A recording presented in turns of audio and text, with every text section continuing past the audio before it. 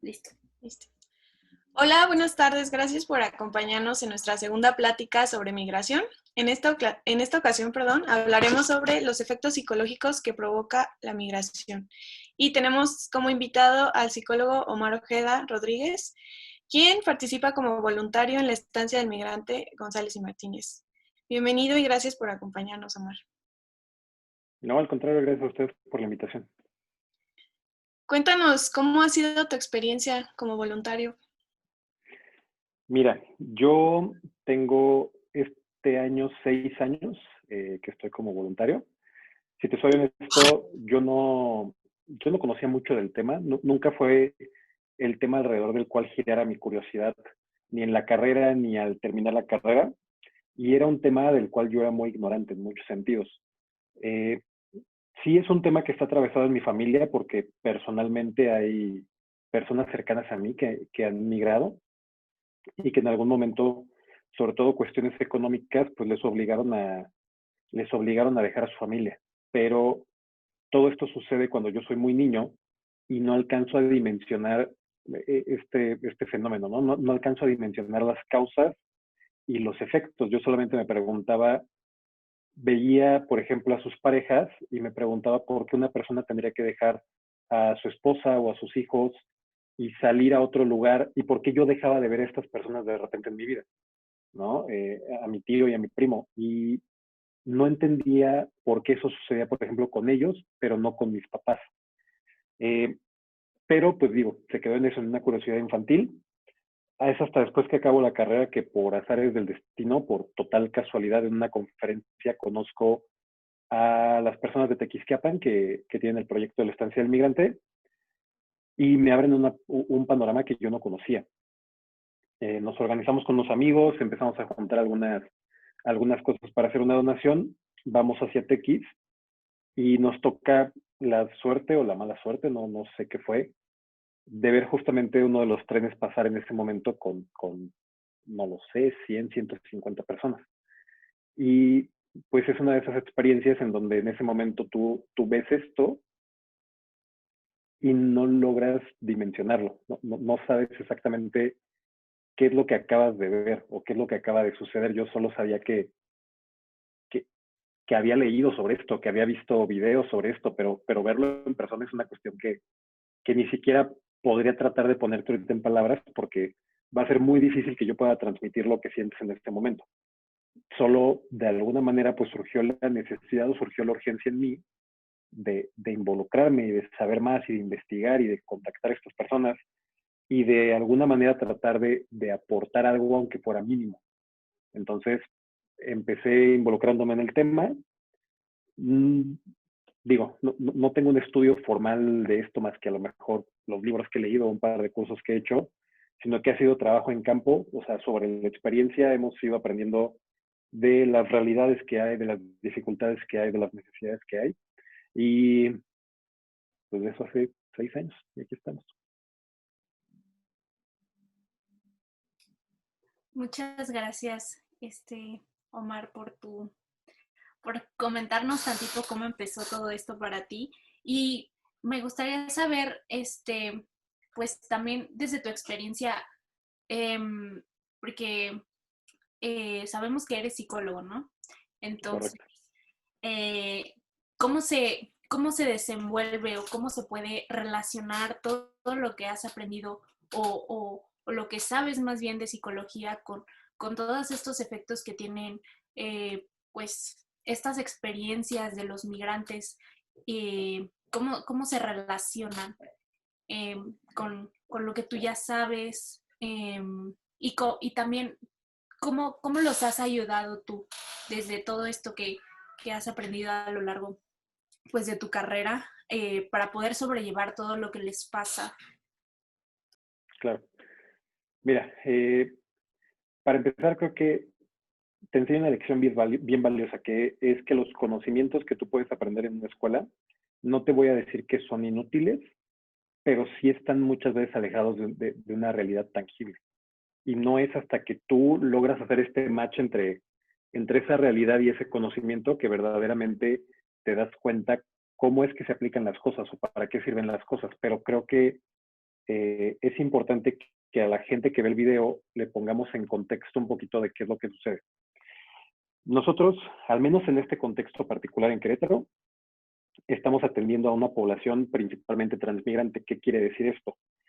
Que son personas que no son originarias de Querétaro en su gran mayoría y que tampoco tienen como objetivo quedarse ni en Querétaro ni en México en general, sino que son personas que están transitando por este territorio porque es un paso obligado para llegar a su objetivo primario, que en la gran mayoría de casos pues, son los Estados Unidos. Entonces, tenemos que entender que estamos agarrando a una persona que viene ya con una gran parte del camino recorrido y que se va a enfrentar todavía a otro camino muy complicado. Ese camino, bueno, esta realidad nos hace enfrentarnos a una cuestión donde sí hay barreras o sí hay factores culturales que debemos de considerar y hay factores humanos y de seguridad también que debemos de considerar cuando la persona se encuentra con nosotros o conmigo en este caso en particular. La gente debería de saber que dentro de mi opinión o dentro de mi perspectiva, creo que podemos ver dos problemas principales o dos riesgos, dos tipos de riesgos principales, que son los físicos y los de seguridad. Un migrante se va a enfrentar a riesgos físicos en el sentido de los peligros que le implica el viaje para su integridad, para su corporalidad. Por ejemplo, te vas a enfrentar a insolaciones, a estar deshidratado, a no comer, te vas a enfrentar, por ejemplo, a caerte del vagón del tren y entonces golpearte, una fractura, casos más graves como una amputación, cosas por el estilo. No quiero decir que es deseable, pero dentro de los males es el menor, porque es prevenible o porque podemos tener una estrategia de intervención para acercarle a esa persona una atención médica, un plato de comida, ropa, etc. Pero tenemos otros riesgos, que son los riesgos de seguridad. A lo largo del camino, el migrante va a enfrentar muchos fenómenos que desgraciadamente en México nos hemos vuelto especialistas. Tú tienes a la población migrante que se enfrenta desde lo más bajito de la pirámide, que es toda la xenofobia y el estigma y el rechazo social que aún muchas comunidades tienen hacia ellos. ¿Por qué? Porque son el otro, son el diferente. Y porque el otro o el diferente tiene que ver incluso con esta cuestión de cómo nos percibimos a nosotros mismos, una cuestión de identidad. A mí no me gusta verme reflejado en la persona que le fue mal en la vida, en la persona que viene de una situación de pobreza o que viene de una situación de marginalidad o que viene de un país que está desbordándose en problemas, ¿no? Somos capaces como cultura de abrirle las puertas al extranjero que viene con dinero, que trae turismo, que trae bienes, que trae riquezas, ¿no? Nadie se queja, por ejemplo, de un futbolista extranjero, porque viene a reflejarnos el ideal del yo, lo que aspiramos a ser, ¿no? Nadie se queja, por ejemplo, hay un fenómeno muy curioso de miles de ciudadanos americanos viviendo de forma ilegal en México, de los cuales no nos quejamos, porque de alguna manera son esta cuestión que idealizamos o que aspiramos, o esta cuestión aspiracional. Pero cuando vemos al otro que te recuerda esa marginalidad, esa pobreza, esa existencia tan cruda, ahí no nos gusta, ¿no? Es como cuando estás en tu casa y ves la ropa sucia y le echas por ahí en una esquina o le echas ahí abajo de la cama para no verla, porque no te gusta que te recuerde que hay un problema, que hay una cuestión que se tiene que atender. En fin, hay todo este rechazo social por todas estas cuestiones de mentalidad y culturales y sociales que tiene México.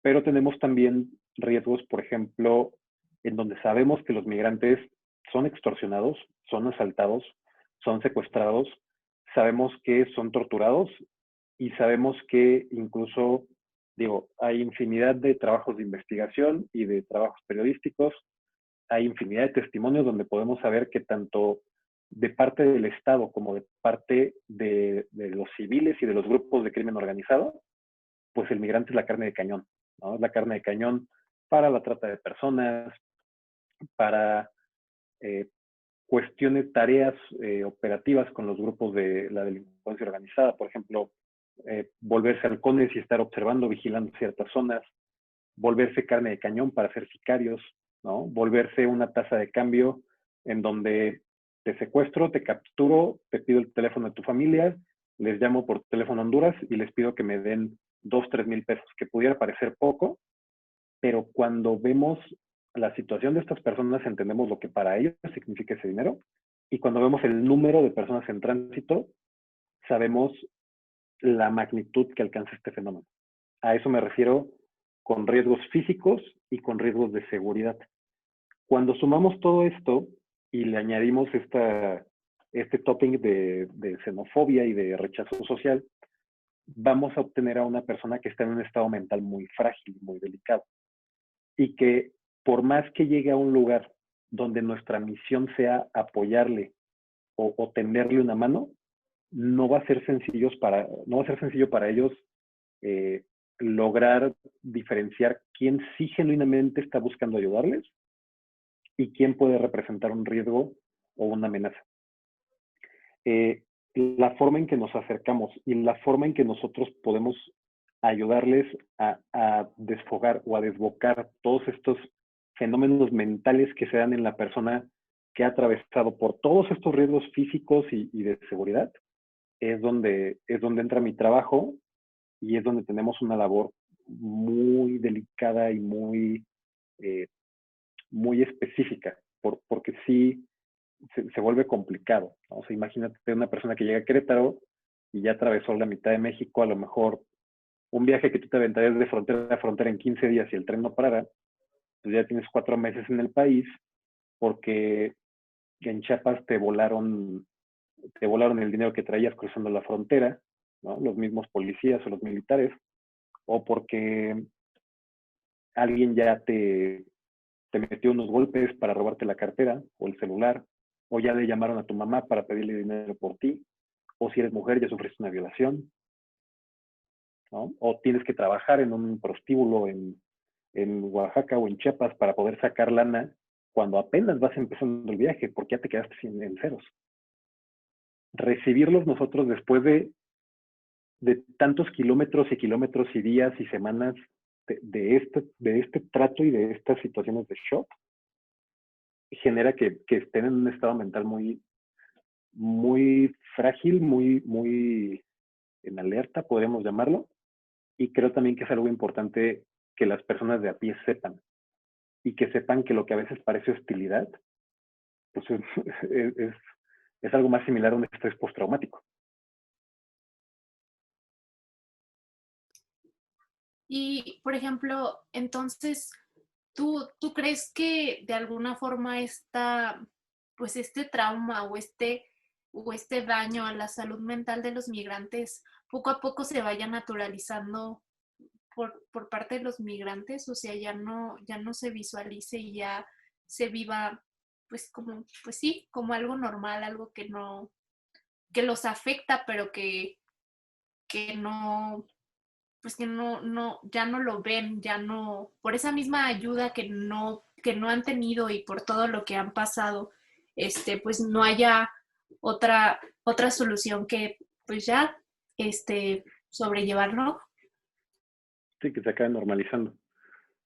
Mira, creo que hay dos niveles.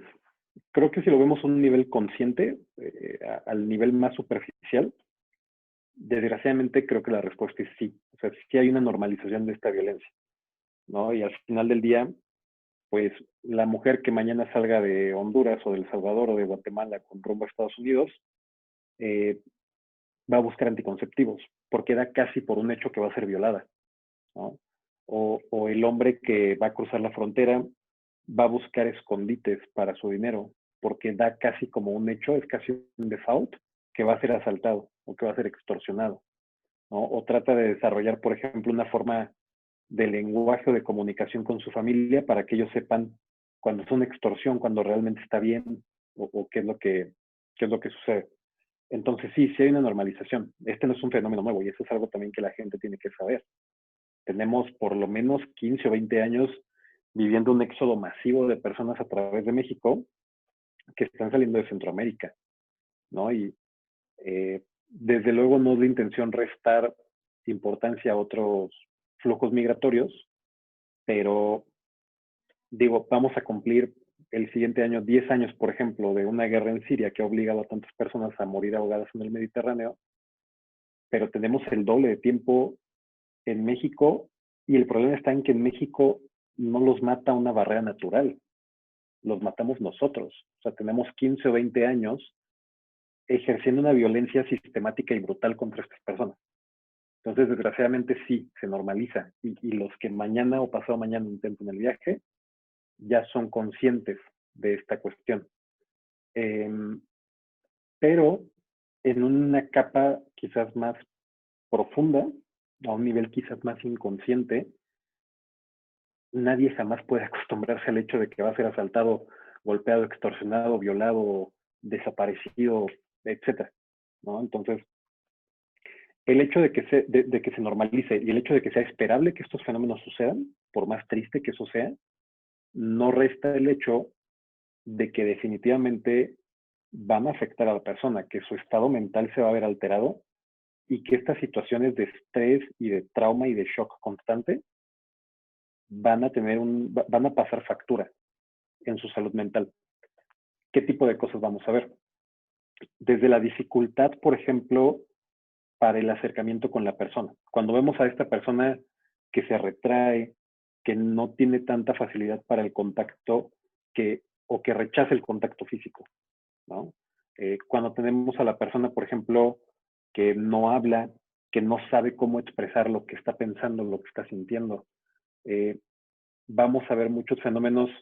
Es un fenómeno similar al estrés postraumático del cual se habla en la literatura, por ejemplo, sucede en algunos soldados que regresan de la guerra, en donde la persona vive un evento traumático que le marca, que hace que a nivel cerebral su psique esté en un estado constante de alarma y de alerta, esperando el siguiente evento amenazante. Y entonces, por ejemplo, así como el soldado escucha el mofle de un coche y se agacha porque lo asocia con este recuerdo del balazo que él vivió, el migrante pues está en un estado donde ya fui golpeado, ya fui asaltado, extorsionado, etc., etc. Y entonces estoy en un estado de tensión tal, permanente, que estoy esperando simplemente en qué momento alguien más se va a acercar a hacerme daño. Y repito, eso se traduce a veces en conductas erráticas o en un actuar aparentemente hostil, que en realidad lo que enmascara es este temor, este miedo y este círculo vicioso de estar reviviendo constantemente los fenómenos que ya han pasado con anterioridad. Siendo muy concreto, muy puntual, ¿en qué te va a afectar?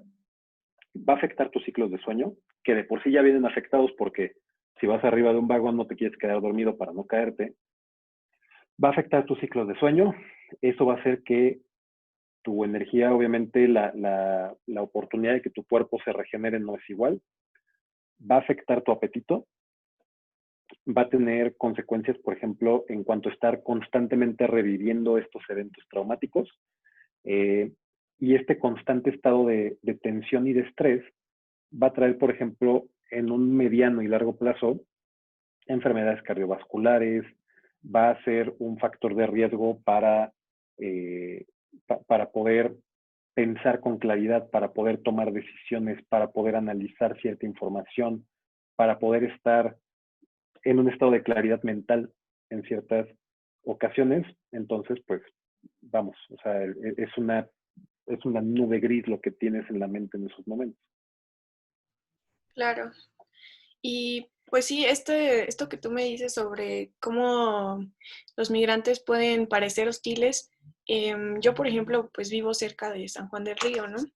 Y pues sí me ha tocado ver esto, pues San Juan del Río es parte del tránsito, pasan muchos trenes por ahí, entonces sí me ha tocado ver como esta situación en la que pues desconfían, ¿no? Claro. Con toda razón, desconfían de todas las personas que se le acercan. Y bueno, yo quería preguntarte, este reto de ayudar a las personas que están en esta situación, sabiendo que no tienen mucho tiempo, que están de paso y que a lo mejor y tú no puedes darles como una terapia como te gustaría, ¿no? Para darle un seguimiento. ¿Cómo, cómo los ayudas o cómo cómo funciona este acompañamiento más que nada psicológico. Claro, es una buena pregunta. Eh, sobre el primer punto, sí, es cierto, no tenemos el tiempo que quisiéramos para poder brindar una atención mucho más integral. No es una persona que tenga ni el tiempo, ni los recursos económicos, ni la disposición, ni nada para poder emprender un proceso terapéutico que dure a lo mejor, deja tu meses, que dure 2, 3, 4 semanas, no se pueden dar ese lujo. Lo que ellos buscan es avanzar. Entonces, al vernos nosotros imposibilitados para poder dar esa atención, digamos, focalizada o más profunda a la salud mental, tenemos una herramienta que se llaman primeros auxilios psicológicos. Así como tú tienes ciertos procedimientos y ciertas técnicas para, digamos, atender las partes más vitales, más cruciales a nivel físico de una persona, también las hay en cuestión de salud mental. Y básicamente consiste en 3 puntos muy sencillos. El primer punto, la primera cosa que hay que tomar en cuenta es el observar, ¿no? Cuando nosotros tenemos ya una población focalizada, como en este caso son los migrantes, tenemos que observar, y esto consiste en varias cosas. Por autocuidado y por protección de la persona que va a brindar este tipo de intervención, sí hay que checar, por ejemplo, condiciones de seguridad, ¿no? ¿Cuál es la situación? ¿Cuál es el contexto? ¿Cuál es el entorno? ¿Qué posibles riesgos puede haber? ¿No? Desde luego, no sería lo ideal ni sería deseable que si tienes, por ejemplo, se te descarriló un tren y tienes a los muchachos ahí necesitando la ayuda, pero eso representa un riesgo para tu integridad física. O sea, lo mejor que tú puedes hacer es traer ayuda que primero resuelva esta situación y este riesgo de seguridad antes que ir tú y arriesgar tu propia vida, porque eso no le ayuda a nadie. Entonces, eso como una mera observación, ¿no? Pero en esta primera fase de observar, se trata de comprobar qué personas son las que tienen las necesidades más urgentes. Sí hay que hacer una priorización de los casos. Hay personas, no toda la persona que pasa una situación traumática necesita o quiere la atención o la ayuda de alguien más. Entonces, habrá que hacer una priorización en cuanto a esta persona requiere atención médica o psicológica. Si hay una situación que pone en riesgo tu vida, si hay una situación que pone en riesgo tu integridad física, eso es lo primero y tienes que recibir atención médica. Yo no puedo darle una intervención psicológica a una persona que trae un balazo o que ya tuvo una amputación porque se cayó del tren. El riesgo a su vida va primero. Entonces, hacer esa diferenciación en cuanto a qué persona requiere el servicio o la ayuda de forma más urgente y que no tengan al mismo tiempo un riesgo a su seguridad y a su integridad física inmediata, ¿no? Y también hay que diferenciar qué personas están en un estado mental adecuado. Si la persona, por ejemplo, acaba de pasar por la situación traumática y entonces está en un estado de shock total, casi en un estado psicótico, donde no entiende de razones, tampoco lo voy a poder ayudar. Entonces, sí es ir pasando estos filtros y observar con cuidado para hacer esta clasificación de quién está en el estado adecuado para recibir la ayuda y quiere además recibir la ayuda. Sí, una vez que ubicamos esto, ¿qué son los PAP? Que es como le llamamos a esto. Básicamente es dirigirnos a estas personas, hacer un rapport, ir construyendo una empatía con ellos, presentarte, decir tu nombre, tener muy consciente, por ejemplo, el respetar diferencias culturales, creencias religiosas, etcétera.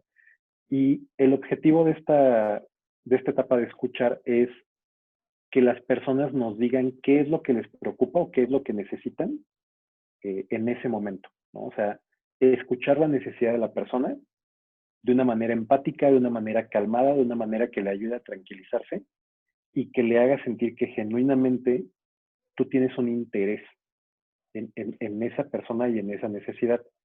El error más común es llegar con esta capa de superhéroe, de salvador, y de yo voy a arreglar todo, y de yo soy el que conoce tu problema, y yo soy el que le va a dar solución a tu problema.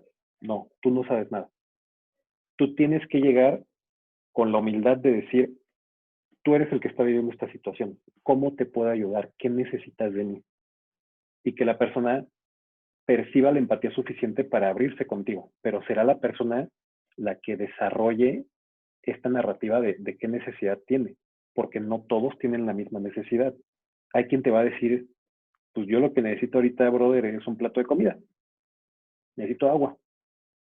Y hay quien te va a decir, yo no necesito nada, gracias. Y hay que saber respetar esas respuestas.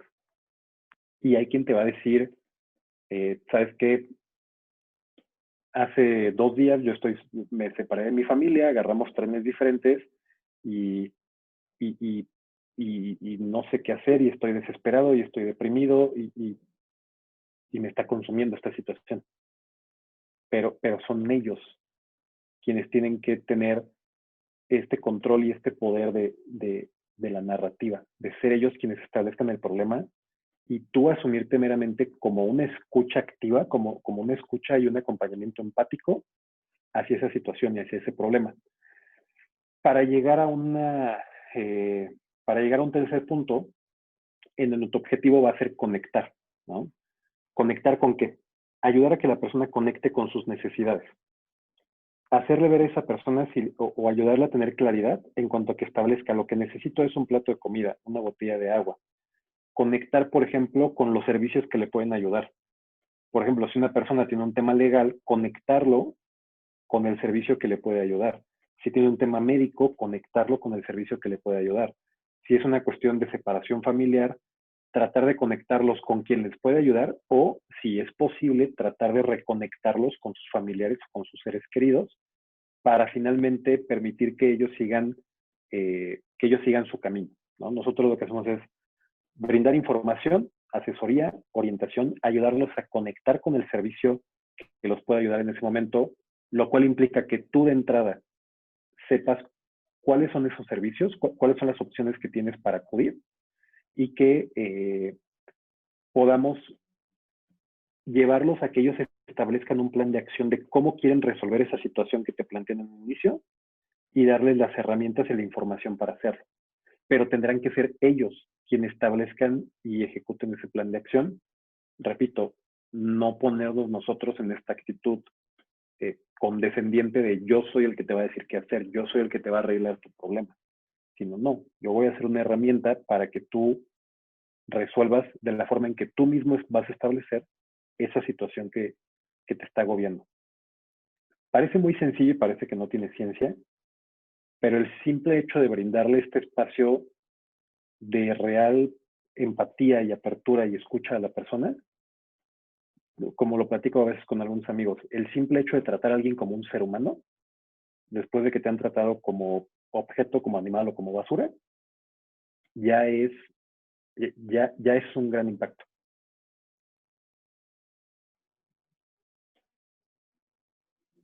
Gracias, Omar. Yo tengo una duda de cómo funciona esto de la última parte que mencionabas como de la conectividad. ¿Hay algún, no sé, por ejemplo, hay realmente como un sistema que soporte esto? Que a lo mejor tú, por ejemplo, que ya llevas varios años en la estancia, em, todas las estancias o muchas estancias en todo el recorrido del país están conectadas como para también apoyar como el camino de a lo mejor alguien que está pasando por una situación todavía más grave, no sé. Yo he tenido esa duda, como si por ejemplo alguna estancia en Chiapas, por ejemplo, está conectada con esta y otra está como para brindar el camino Claro, más... sí hay más un esfuerzo organizado a lo largo del camino. Sí y no. Sí es cierto que a lo largo de la ruta hay varias instituciones que atienden a la población y que se dedican a atender esta problemática, pero creo yo justamente que como país y como sociedad civil organizada, ese es uno de los grandes retos que tenemos. Desde luego que hay esfuerzos por coordinarse y sí hay lugares que están en comunicación con otros y que se tratan de implementar estrategias. Pero la realidad es que, y esta es una opinión completamente a título personal, yo creo que hace falta más. O sea, creo que estamos lejos todavía de realmente poder generar, por ejemplo, un corredor donde las personas puedan transitar de manera mucho más segura, ¿no? O sea, creo que hace falta infraestructura, hacen falta liderazgos, hace falta comunicación, hace falta mucha voluntad de la sociedad civil, porque a veces no solamente vas remando en contra del obstáculo que te pone la autoridad, sino también del obstáculo que te pone la población civil, que te dicen, tú logras a lo mejor, ha habido muchas iniciativas que gestionan recursos o que logran decir, tengo un terreno, podría empezar a construir un albergue. Y el problema ya no se vuelve ahí el dinero o el terreno o el material, ves de una forma u otra vez cómo lo vas sacando. El problema se vuelve el vecino que te dice, yo no quiero esa gente aquí, esa gente son violadores, esa gente son rateros. Entonces, pues se vuelve complicado, ¿no? Sí hay esfuerzos y sí hay un cierto grado de coordinación, pero repito, yo creo a título personal que hace falta mucho para generar estas rutas mucho más seguras y es por el esfuerzo adicional que requiere hacer la sociedad civil organizada para lograr eso, por los obstáculos que te pone la autoridad, por los obstáculos que te pone, repito, la sociedad civil o los ciudadanos que tienen todavía muchos prejuicios sobre esto. Pero sí creo también que a lo mejor a nivel más local, se van tejiendo redes de apoyo importantes, ¿no? Y se van creando estos vínculos, por ejemplo, con personas que no necesariamente se vean a sí mismas como parte de un movimiento o parte de una iniciativa migrante, pero que a lo mejor es el abogado que te echa la mano, ¿no? Y que te ayuda con el trámite migratorio. El médico que te recibe en la clínica y que no te echa al INM encima, ¿no? Los estudiantes de las universidades que generan conocimiento, que aportan conocimiento, que traen energía y que se mueven para conseguir recursos, las personas, niños, jóvenes, adultos, ancianos que corren la voz con el vecino, con la casa de al lado en su calle, ¿no? Y juntan frijoles y arroz y sopa porque simplemente les pareció como la cosa decente por hacer, ¿no? A lo mejor no hay todavía una infraestructura como quisiéramos en cuanto a organizaciones que trabajen en el tema migratorio, pero sí, en mi condominio a lo mejor sí hay ya un conocimiento del tema y hay gente que ya está sensibilizada y que ha creado una red de apoyo de, oye, ¿cuándo vas a ir? ¿Cómo te echamos la mano? ¿Qué necesitan ahorita? Y creo que eso también a un nivel muy local y muy de calle, creo que es valioso.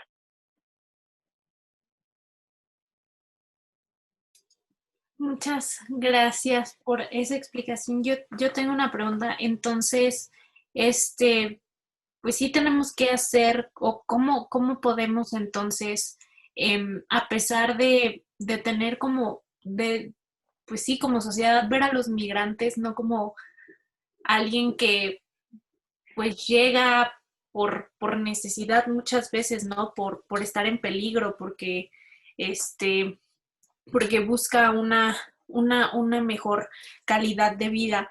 ¿Qué podemos hacer entonces nosotros, como ciudadanos, como sociedad, para poder cambiar esa mentalidad, aunque sea poquito a poco, eh, y recibir a los migrantes, pues, mm, pues poco a poco, ¿no? Así como irlos integrando, porque yo pues estoy segura que no todos tenemos como ese chip de que el migrante va a llegar y, y, y nos va a querer robar los trabajos, pero pues o nosotros hemos estudiado que pues muchas personas sí piensan así y muchas cosas o muchas violencias que viven los migrantes muchas veces es por parte, como tú mencionabas, del crimen organizado, del gobierno, pero incluso de los propios ciudadanos mexicanos, ¿no? Sí, Entonces, claro. ¿qué podemos hacer nosotros poco a poco para que haya una integración? Si no es definitiva, pues como de transición a los migrantes. ¿En cómo como ciudadanos o como sociedad podemos llegar a integrar poco a poco a los migrantes gradualmente, mejor dicho. Cierto. Mira, es una muy buena pregunta y es una tarea titánica, pero yo también pienso en eso y lo he reflexionado y creo que había tres niveles desde donde yo lo veo. Creo que hay un primer nivel que tiene que surgir de forma muy personal, ¿no? Y creo que tiene mucho que ver con la época y con el contexto histórico que nos tocó vivir, donde cada uno de nosotros tenemos que hacernos responsables de cuestionar estas narrativas que estamos escuchando y que estamos viendo muy frecuentemente, ¿no? A mí me llama mucho la atención.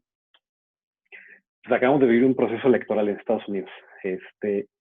Y entonces es justo en estos momentos donde pues la gente se está peleando el voto y hemos vivido un año casi surrealista, pero vemos como en medio de todo este caos es como el volcán, ¿no? Empiezas a ver cómo esos discursitos de odio y de xenofobia y de racismo van encontrando las grietas para salir.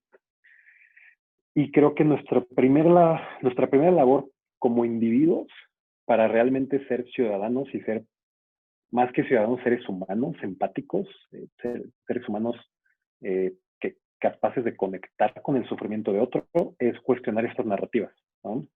Cuestionarme, por ejemplo, ¿por qué un migrante saldría de su lugar de origen? ¿Por qué dejarías a tu familia? ¿Por qué, si sabemos que ellos saben que el viaje significa arriesgar la vida, ¿por qué arriesgarías tu vida? ¿Por qué arriesgarías la vida de tu esposa, de tu madre, de tus hijos? Es, lo pintan como casi, y pensamos que es una cuestión muy norteamericana, pero pues resulta que hay muchos trumpistas en México que traen también esta narrativa de la invasión, ¿no? Casi de los bad hombres, pero son centroamericanos. Y creo que es necesario cuestionar esto. ¿Por qué una persona saldría de su hogar? ¿Por qué una persona arriesgaría su vida y la de un ser querido? ¿O por qué dejaría atrás a sus seres queridos? Más además, arriesgando el pellejo, ¿no? ¿Por qué una persona se expondría a pasar por todo lo que ya hemos dicho? Asaltos, violaciones, secuestros, extorsiones, golpes, malos tratos. ¿Por qué alguien se arriesgaría? Y esta es una cosa que se me quedó bien marcada. Alguna vez escuché a una persona un testimonio de un migrante que me contó cómo él ni siquiera iba a pie, cómo él montado en uno de los vagones del tren van pasando por un poblado que está, la orilla del poblado y la vía del tren estaban prácticamente a un par de metros, y él nos contó cómo la gente de ese poblado tenía la costumbre cuando venía el tren de sacar la basura de sus casas, o sea, las bolsas de basura, y aventarles la basura a esa gente que ve en el tren, ¿no? O sea, es simbólicamente hablando, pues los vuelves eso, o sea, es basura, ni siquiera a un animal le avientas tu basura.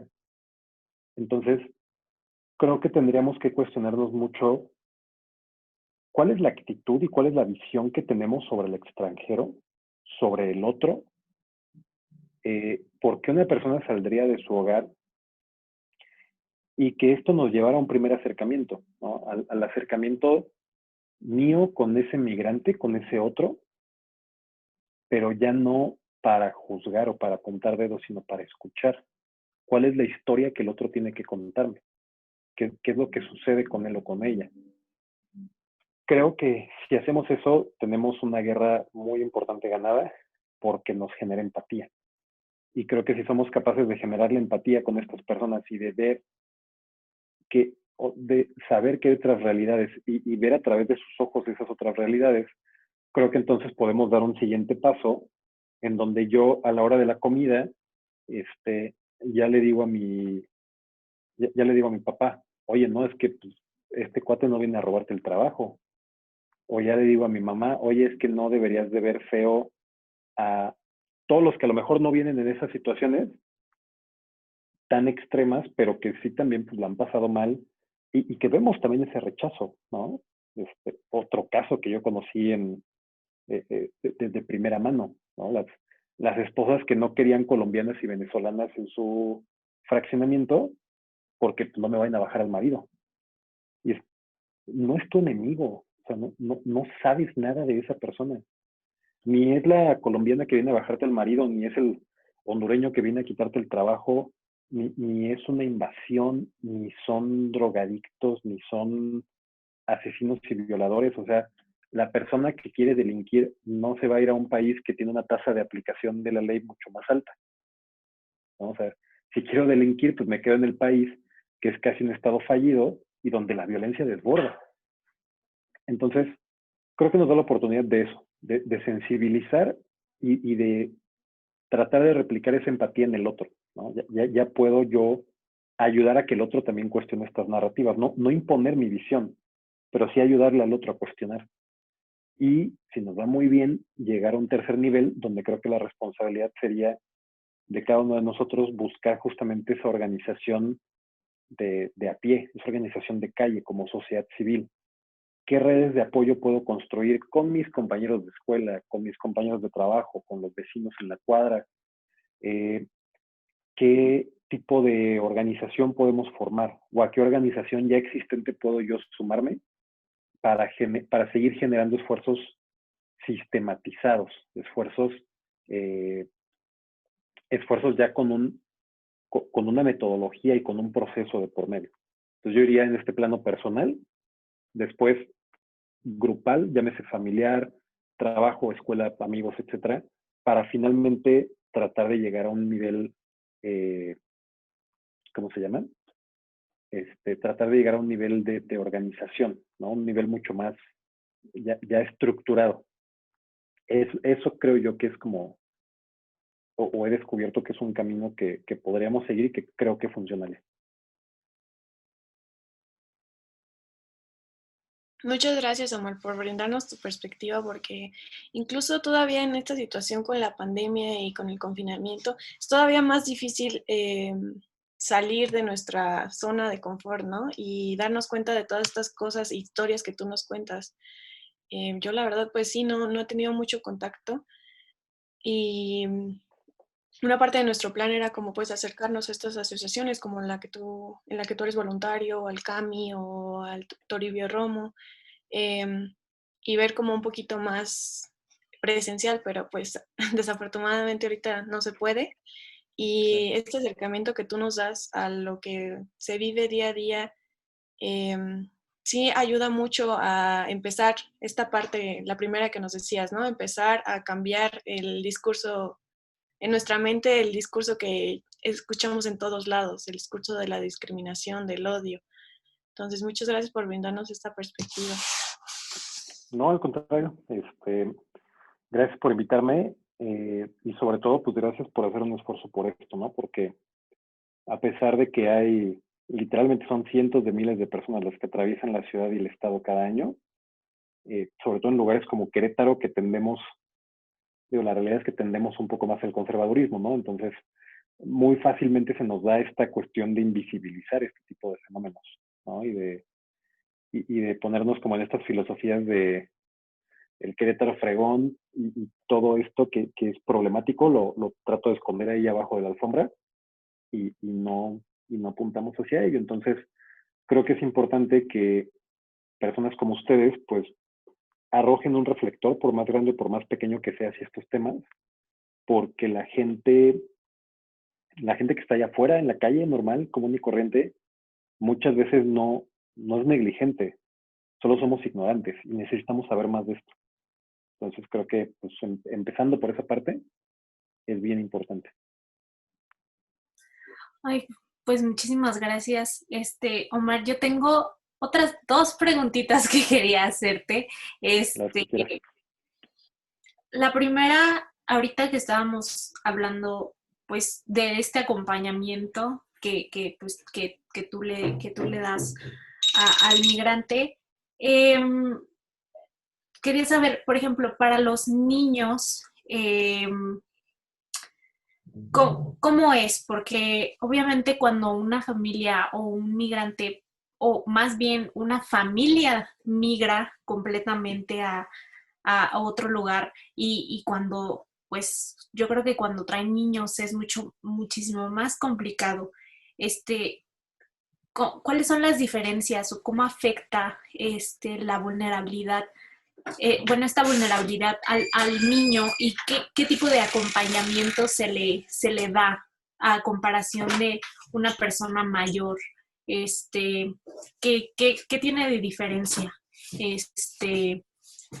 ¿Cómo se afecta la salud mental y hasta física de un niño a comparación de una persona ya adulta? Claro. Mira, la forma en que la situación afecta a un menor, a un niño, es básicamente la misma en la que afecta al adulto. Y el proceso que tú, digamos, como esta persona que va a brindar el primer auxilio psicológico, el acercamiento que hace a un niño también es básicamente igual, solo que tienes que tomar en cuenta varias cosas. Primero, el estado mental del niño y del adulto son muy similares como resultado de la situación que están viviendo. Solo que, a diferencia del adulto, el niño tiene una capacidad mucho menor de resolución de problemas.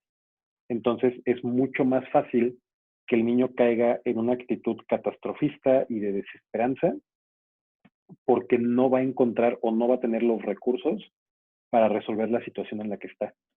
Y entonces es mucho más fácil que se cierre y que asuma que se va a morir, que no va a volver a ver a sus papás, que esta situación que está enfrentando es insalvable y es imposible.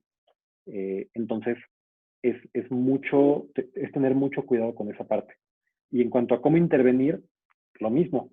Es básicamente igual, pero hay que tener en cuenta, por ejemplo, que a veces la capacidad para analizar la información y para expresar las propias necesidades en un niño es mucho menor que en un adulto.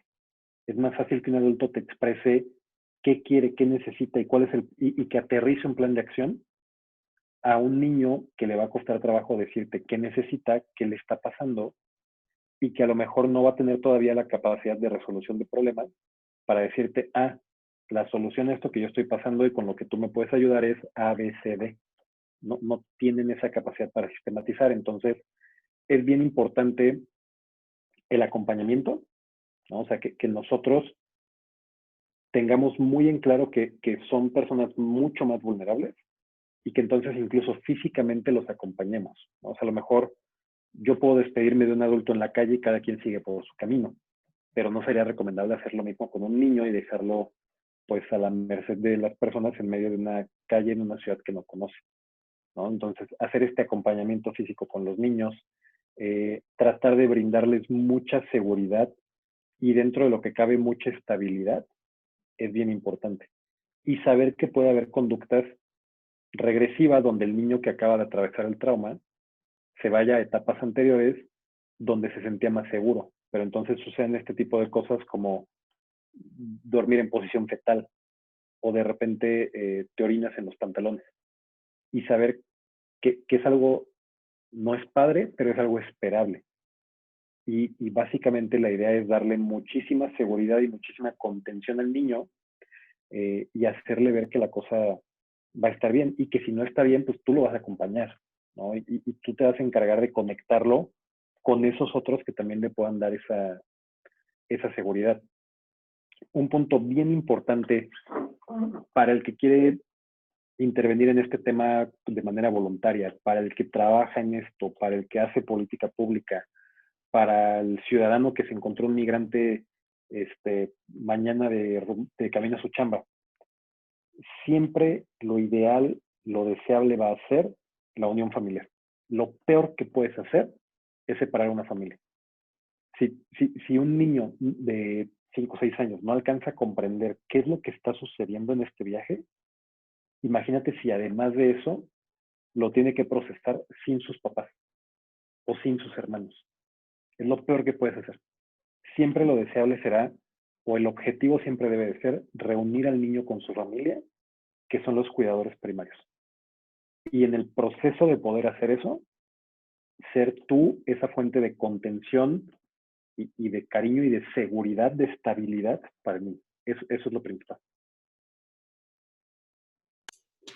Sí, y siento que Pues no sé, yo sí he tenido oportunidad de ir a a un, pues a un albergue o a una estancia de migrante. La verdad es que no he tenido la oportunidad de encontrarme a niños, pero sí me he encontrado pues a bebés y, y pues no sé, como que siento que un niño es como igual, por ejemplo, que la mujer, son como parte de un grupo vulnerable. Si ya de por sí un migrante hombre, a pesar de, pues no sé, tener características físicas diferentes a las de una mujer o a las de un niño, pues es difícil sobrellevar esta situación. Y pues aunque todos siento que al mismo nivel o están expuestos a los mismos peligros, este, puede de alguna forma para un niño o un niño, pues no sé, también un bebé, aunque esté chiquitito, ser diferente, tomado diferente, ¿no? Y también quería ligar como esta respuesta a otra pregunta que, por ejemplo, cuando nos enfocamos a una perspectiva de género y como te comentaba, pues también las mujeres de alguna forma pues son parte de este grupo vulnerable a la hora de desplazarte de alguna forma, ya sea porque pues como hemos visto, puede que en su camino sufran pues de violencias como pues no se trata de personas, mismas violaciones sexuales, abuso sexual. Eh, ¿Cuál es el acompañamiento? O no sé si has tenido pues esta experiencia pues no grata de tener alguna situación de alguna mujer o incluso algún hombre o un niño sufra de alguna violación cómo se lleva algo tan delicado como una violación, porque pues, o sea, siento que también hasta a nosotros pues es, es, es, es, es complicado, es delicado, ¿no? No es tan fácil hablar eh, cuando atentan contra pues la integridad humana de una persona, ¿no? Que quiero saber un poco sobre ese tema. Sí, es muy complicado. Es muy complicado cualquier tipo de trauma, pero como tú lo dices, temas o cuestiones que tienen que ver con abusos sexuales, con violaciones, llámese mujeres, hombres, porque los hay, niños, es bien complicado. Eh, y lo que te decían, no se trataría tanto de darte un abordaje clínico, terapéutico, como lo llevaría una persona que ha vivido esta situación y entonces busca iniciar un proceso de terapia, porque pues no se prestan las circunstancias. Eh, Solo creo que algo que todos debemos de tener bien en claro y que es para muchas personas que quieren empezar a aportar o acercarse, les cuesta mucho trabajo y llega a ser como una barrera de entrada, es la idea de que nosotros tenemos que saber qué decir o qué hacer ante la persona que ha sufrido una situación de este tipo, ¿no? La pregunta muchas veces, pero ¿qué le voy a decir al niño que fue separado de sus papás? Es que yo qué le voy a decir a la persona que fue violada, o qué le voy a decir a una persona que vive una realidad que, pues honestamente, yo no vivo y nunca he vivido. Y la respuesta es nada, no les tienes que decir nada. Tenemos que ser bien conscientes de que el acercamiento es para escuchar la historia del otro y las necesidades del otro. No tenemos que, no se trata de dar un consejo, no se trata de decirle al otro qué es lo que va a hacer o cómo lo va a resolver. Y no se trata de decirle al otro o de asumir que sabemos qué se siente, porque no sabemos. O sea, ¿cómo llego yo y te digo, entiendo lo que estás pasando? Yo no he sido víctima de una violación o de abuso. Yo no he migrado, o al menos no de forma, no desplazado por la violencia y sin documentos. Eh, entonces, no es una cuestión de sé lo que estás pasando y no es una cuestión de yo, volvamos a lo mismo, yo en este papel mesiánico te voy a decir qué hacer. Lo único que tienes que hacer es escuchar. Mientras tú, con tu lenguaje corporal, con tu lenguaje verbal, con el gesto en tu cara, y pues sobre todo con la honestidad de genuinamente tener un interés en la persona, te acercas y escuchas y simplemente pones un hombro si tú quieres, si es que tú así lo decides. Aquí estoy. Y eso es lo único que puedes hacer y lo mejor que puedes hacer. Y lo que más necesita la otra persona. Eh, para eso estamos en esta tercera fase donde por eso es la etapa de conectar, ¿no? Llegará el momento donde pues lo conectarás con un servicio médico o con algún órgano legal, ¿no? Para darle seguimiento al delito, pero, pero en ese momento pues ellos se encargarán de hacer esa chamba, no es tuya. Tu chamba es nada más esa, escuchar, tratar de entender, tratar de ser empático y tratar de prestar un hombro de una forma muy respetuosa, de una forma en donde asumas que es eso, que es solo si la otra persona quiere. Y a lo mejor pues no es la respuesta que tú quieres o que otros o que muchas personas quisieran oír, pero sí creo que eso es lo único y lo mejor que podemos hacer en ese tipo de casos.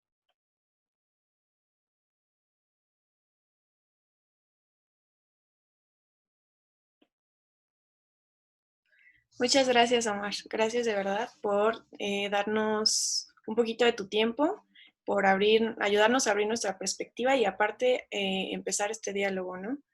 De a todos los que va a llegar este video para empezar a hacer este cambio en el switch, de empezar a hablar de migración más que nada, que es lo que queremos lograr. Gracias por ser parte de esto.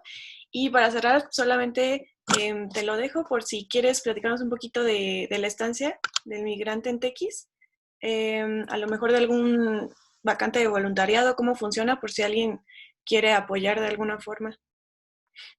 Sí, claro. El nombre del lugar en concreto es Estancia del Migrante González y Martínez. Ellos están ubicados a un costado de la antigua estación del tren en Tequisquiapan, Querétaro. Y es importante que sepan que la estancia está pensado como un lugar de paso, no como un albergue. Es decir, claro, en caso de una persona muy cansada, de una persona herida o de una persona a lo mejor con algún malestar en ese momento, por supuesto que se les da la oportunidad de reposar y de quedarse un tiempo, pero no está pensada como su función primaria o como su función original.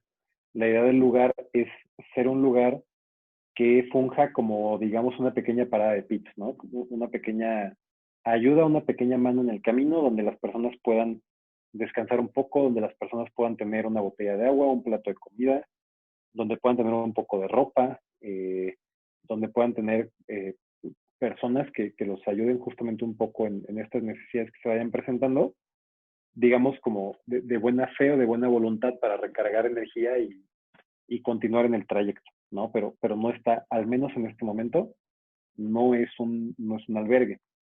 Eh, sobre vacantes de voluntariados, pues, ¿qué te digo? ¿No? O sea, todas las manos son bienvenidas, todos los conocimientos son bienvenidos. Eh, yo creo que lo único que se necesita es, de la parte del conocimiento no necesitas saber, pero sí la voluntad de, pues, entrarle a la cocinada y a la barrida y a la trapeada y a de repente empaquetar la comida y de repente, pues simplemente, pues recibir a la gente con los brazos abiertos, ¿no? Y sí creo también que es mucho venir con este sentido, con este sentimiento de solidaridad y de comunidad y de colaboración, ¿no? No de protagonismos, no de hacer las cosas acerca de nosotros, porque pues no se trata de nosotros. Eh, lo que yo te decía en un inicio, ¿no? Cuando empezamos a platicar, yo ni siquiera me veo como parte de una organización ya establecida. O sea, yo soy un cuate que conoció un lugar por azares del destino y soy meramente eso. O sea, no soy parte de un organigrama o de una organización. Yo soy un voluntario que trato de aportar mis pocos o muchos recursos mentales, de tiempo, económicos y trato de buscarle una utilidad en la causa de ellos a mis conocimientos o a mi actividad profesional, que pues, con la esperanza de que sirva, aunque sea de poco, ¿no? Pero lo que te digo, pues a veces es trapear un piso, a veces es cocinar, a veces es empaquetar una bolsa de comida, y a veces es atender a un migrante, y a veces es también, creo yo, hace mucha falta que las personas que realmente tienen esta iniciativa, que son la gente allá de Tequis, que está todos los días abriendo lugar, y que todos los días están cocinando, todos los días están moviéndose por víveres en momentos tan difíciles como los que estamos viviendo, donde, y es entendible, cada vez hay menos apoyo de parte de la gente. El hecho de que ellos estén, o sea, rifándose el pellejo ahí, sobreviviendo, poniendo de su bolsa y a veces arriesgando hasta su seguridad por algo tan sencillo como la convicción de que estás haciendo lo correcto y la convicción de que el otro no es el enemigo, sino que el otro es tu hermano. Creo que eso sí, y eso no es para mí, es para la gente de allá, eso sí es bien loable. Y creo que cualquiera que comparte esos ideales y que esté dispuesto a remangarse y meter las manos, pues puede ser bienvenido. Lo que les decía, pues el lugar, acopiamos comida, agua, ropa, medicamentos, los hacemos llegar a las personas que están en tránsito. Físicamente el lugar está a 3, 4 metros de las vías. Atendemos sobre todo personas en transmigración, sobre todo centroamericanos que están cruzando México para llegar a Estados Unidos, pero también hay migrantes queretanos, hay migrantes que vienen ya montados en el tren de otras partes de México, y una parte bien importante, los que van de regreso con sus familias o que fueron deportados y que van en el sentido contrario, pues también comen y también beben. Entonces, es un número muy importante de personas el que se atiende. El lugar no tiene ningún ánimo de lucro, ¿no? Nadie saca un peso de ahí, y es un esfuerzo totalmente ciudadano, sin ningún tipo de filiación religiosa, política o de cualquier tipo. Es completamente una iniciativa ciudadana de una familia y personas muy buenas allá de Tequis que están, pues ahora sí que lo dejan todo allá. Entonces, yo creo que, digo, sin ser yo vocero ni nada, pero creo que me siento con la confianza de decir que cualquier par de manos que quieran ayudar son bienvenidos, siempre y cuando pues asumamos este compromiso de, pues vamos a chambearle, ¿no? Vamos a ver qué aportamos.